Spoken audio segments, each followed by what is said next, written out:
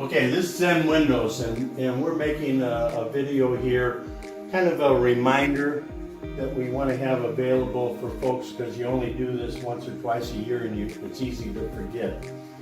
So we're going to go through the steps of opening, unlocking, and tilting in the sashes for cleaning.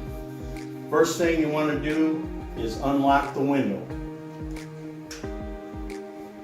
Okay. Number 2. And this is important, raise the lower sash up 2 to 3 inches. That allows spacing so that the window can pivot. People a lot of times forget to do that. Number 3, unlock the tilt releases. Push them towards the center, allow the window to lower down and be controlled as it comes down. This sash is small, but on bigger windows that sash is heavy. You want to control it as you pivot it in. Number 3, lower the upper sash down a few inches. Okay, and now you take the tilt releases, push them towards the center. This allows you to lower the upper sash down.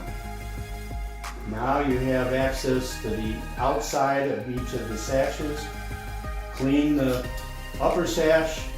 Now raise or close the upper sash against the master frame. Raise it up. Make sure that it's all the way up.